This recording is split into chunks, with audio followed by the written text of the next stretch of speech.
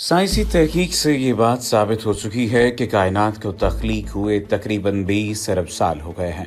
कायनात को मौजूदा सूरत की कायनात बनने में तकरीबन 3 अरब साल सर्फ हुए। कायनात की लामहदूदियत के बारे में साइंस इस हकीकत का दावा करती आई है कि कायनात में तकरीबन 100 अरब से ज़्यादा कहकशाएं हैं और हर कहकशा में 1 अरब से ज़्यादा सियारे और सितारे हैं। बाज़ सिर्फ पानी के बुलबुले के बराबर हैं, जबकि बाज़ इतने बड़े हैं कि उनमें से हर एक में 100 सूरज समा सकते हैं। कायनात में कुराए अर्ज़ के शमसी निज़ाम से परे दूसरी कहकशाओं में ऐसे कई सितारे और सियारे मौजूद हैं। बाज़ माहिरीन इस नतीजे पर पहुंचे हैं कि कायनात में कहकशाओं का शुमार नामुमकिन है और इस तरह कहकशाओं में की तादाद का अंदाज़ा भी नहीं लगाया जा सकता। आज के इस वीडियो में हम ऐसे दुमदार सितारे के बारे में बताएंगे जिसके बारे में ये बात कही जाती है कि वो सूरज के गिर्द 6000 साल में एक चक्कर मुकम्मल करता है। और इसके साथ साथ आपको बताया जाएगा कि किस तरह से सितारे और सियारे हमारी ज़िंदगी पर मुआशरती और ख़ानगी ज़िंदगी पर असरात मुरत्तब करते हैं। साथ ही साथ आपको बताया जाएगा कि किस तरह से ये इंसानी ज़िंदगी को तब्दील करने की बात करते हैं और इस पर इस्लाम का मौक़िफ़ क्या है, इन सितारों की कितनी किस्में हैं और कुरान पाक में इसका जिक्र किस सूरत में मौजूद है। अगर हम दुमदार सितारे एटलस की बात करें तो हाल ही में एक दुमदार नया सितारा एटलस दरियाफ्त हुआ है जो बहुत तेज़ी से रोशन हो रहा है और मई में मज़ीद रोशन हो जाएगा। इस तरह ये किसी आले के बगैर आँख से भी दिखाई देगा। ताहम इसके बदलते हुए मैदान की पेशगोई मुमकिन नहीं, क्योंकि इसका रास्ता बहुत पेचीदा है। 28 दिसंबर 2019 को अमरीकी शहर हवाई में किए गए आसमानी survey asteroid terrestrial impact alert system या एटलस के तहत ये दुमदार सितारा दरियाफ्त हुआ, जिसे C/2019Y4 का तकनीकी नाम दिया गया है, लेकिन अपने प्रोग्राम के तहत इसे एटलस का नाम भी दिया गया है। इस वक्त ये दुमदार सितारा 270 मिलियन मील दूर है और बकिया सितारों से हज़ारों लाखों गुना मदम था, लेकिन जैसे ही इसने मरीख का मदार अबूर किया तो इसकी रोशनी में कई गुना इजाफा हो गया और 17 मार्च तक इसकी दमक में 4000 गुना इजाफा हो चुका था।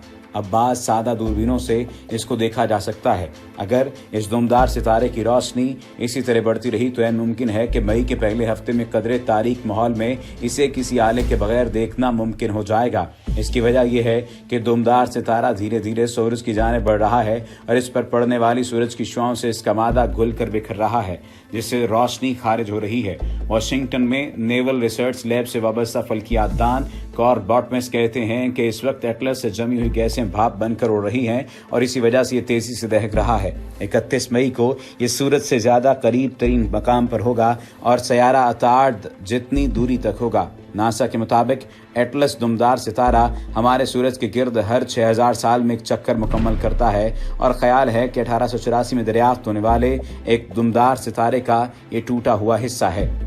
अगर हम दुमदार सितारे के बारे में जानना चाहें तो इस सवाल ये पैदा होता है कि दुमदार सितारे क्या हैं। प्यारे साथियों, आपने सितारों और सयारों के बारे में तो पढ़ा भी होगा और सुना भी होगा, लेकिन आज की इस वीडियो में हम आपको दुमदार सितारे के बारे में बताएंगे। दुमदार सितारे को अंग्रेजी में कॉमेट कहा जाता है।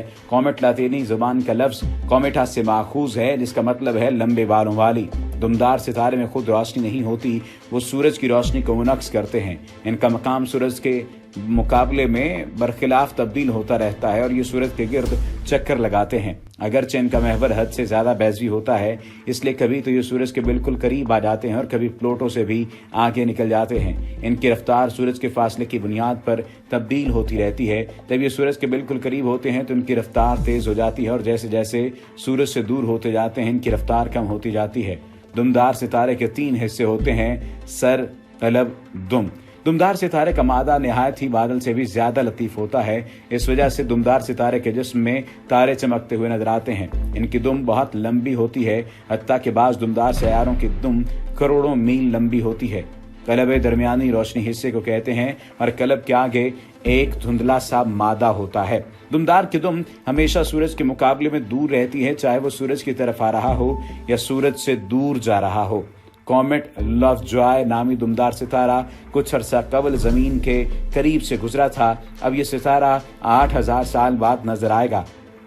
कॉमेट लवजॉय नामी दुमदार सितारा 17 अगस्त 2014 को फल्कियात दान टेरी लवजॉय ने दरियाफ्त किया और उसी के नाम से इसका नाम कॉमेट लवजॉय पड़ गया। अगर आप ये सितारा देखना चाहें तो तकरीबन मगरबी जानिब ऊपर देखें, आपको सितारों का झुरमुट नजर आएगा और वाज़े तौर पर आप इसके बाएं जानिब थोड़ा सा नीचे देखेंगे तो एक चमकता हुआ सितारा होगा, वही दुमदार सितारा होगा।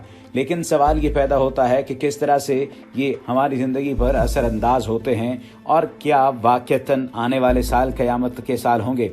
इंसान ज़मीन पर अपने इब्तदाई दौर से ही आसमान की वसअतों का मुशाहिदा करने में दिलचस्पी रखता है। रात में आंखों को खैरा कर देने वाले ये इजराम फल्की तमाम तर तारीख़ इंसानी में इंतहाई अहमियत के हामिल रहे हैं और अक्सर तो इनकी परस्तिश भी की जाती है। ये साल आसमान में इंतहाई दिलचस्प तब्दीलियां पेश करने वाला है, जबकि इससे पहले 2017 में भी ऐसी तब्दीलियां रूनुमा होती रही हैं जिनका मुशाहिदा आपको यकीनन लुत्फ़अंदोज़ देगा। कभी कोई तारा तेज़ी से टूटा तो कभी मदम पड़ता रहा और इंसान की आंखों के सामने ओझल होता रहा। आज के इस वीडियो में हम उन अहम फल्कियाती वाक़यात पर भी रोशनी डालेंगे जो दुनिया के तजस्सुस को बढ़ाने वाले हैं। दुमदार सितारा 45B, जिसे कोस्ट होंडा M आर्कोस का नाम दिया गया है, 2017 के आगाज से इसे साइंसदानों और फल्कियात के शायकीन की तवज्जो का मरकज बन गया। ये दुमदार सितारा 1 जनवरी को गरूब आफ्ताब के बाद चांद के बेहद करीब देखा गया था, लेकिन ये इतना मदम था कि टेलीस्कोप के बगैर इसका मुशाहिदा करना मुश्किल था। लेकिन अगर आप 1 जनवरी को इसे देखने में नाकाम रहे हैं तो फिर और भी तरीके हैं जिसके जरिए से आप इसे देख सकते हैं। इस मामले में मायूसी की कोई बात नहीं है। अब अगर इस्लामी नुक्ता नज़र से बात की जाए तो वाज़े तौर पर इस्लाम का इस पर मौक़िफ़ है। हम इस्लामी दौर की बात करें तो इस्लाम के रोशन दौर में मुसलमानों ने जहां दीगर उलूम व फ़नून में कमाल हासिल किया, वहां इल्म नजूम की तहकीकात में भी उन्होंने अपने लिए एक इम्तियाजी मकाम पैदा किया और गैर मुस्लिम मौरख़ों को भी ये तस्लीम करना पड़ा कि इल्म नजूम के मुतालिक पहली रसदगाह यूरोप में मुसलमानों ने कायम की। उन्होंने तमाम सियारों की फहरिस्त बनाई और इनके नाम रखे जो अब तक तब्दील नहीं हुए। इनकी आरा और नताइज इस कदर सही हैं कि ज़माना हाल के माहिरीन और फ़न रियाजी भी इनके नताइज से वक्तन फ़वक्तन मुस्तफ़ीद होते रहते हैं।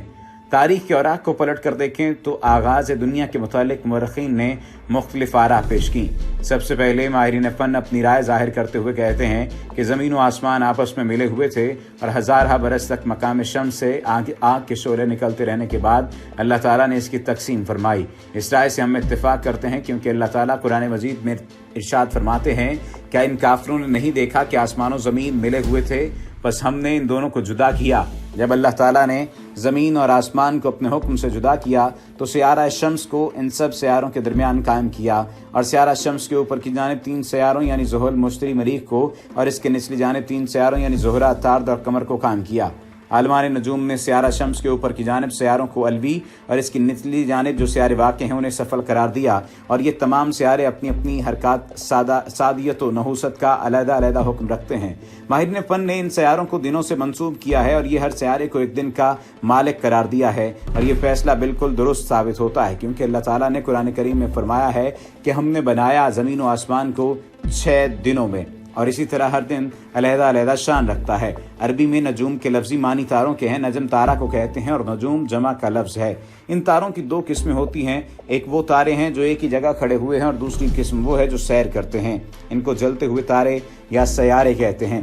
अल्लाह ताला ने सितारों को आसमानी जीनत के लिए कायम किया हुआ है और सयारगान की चाल से दिन रात का शुमार, हफ्तों, महीनों और सालों की गिनती, तब्दीली मौसम और नमाज के औकात मालूम किए जाते हैं। इनका जिक्र भी कुरान पाक में आता है, दाखिल करता है रात को 20 दिन की और दाखिल करता है दिन को 20 रात के।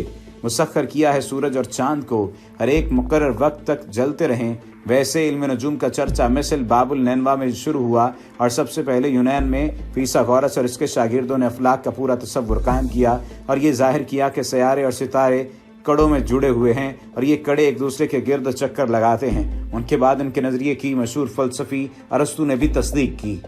इलावा अज़ीं 2री सदी कबल मसीह उलूम फ़ल्कियात का बहुत बड़ा आलिम हस्पार्क्स ने अफलाक के नज़रिए को तरक्की देकर सयारगान के हालात का पता चलाया और सयारगान की हरकत वगैरह की फहरिस्त मरतब की। इसी तरह शहर बगदाद की बुनियाद रखी तो 762 में अब्बासी खलीफा मंसूर ने दीगर उलूम के साथ साथ इल्म नजूम को दोबारा जिंदा किया।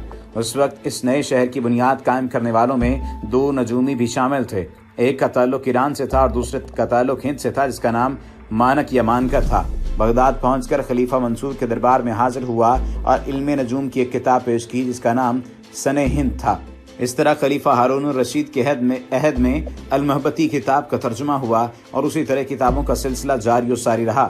1030 عیسوی میں سلطان محمود غزنوی کے عہد میں ابو ریحان البیرونی، جو اس زمانے کے مشہور سائنسدان اور نجومیوں میں شمار کیے جاتے تھے، انہوں نے بھی ایک کتاب تحریر کی۔ اس طرح یورپ کے مشہور مورخ مسٹر تھامس بکل اپنی کتاب history of civilisation of Europe میں یہ تحریر کرتے ہیں کہ اہل عرب نے علم الرمل اور نجوم کو ترقی دے کر سائنس کے درجے تک پہنچا دیا۔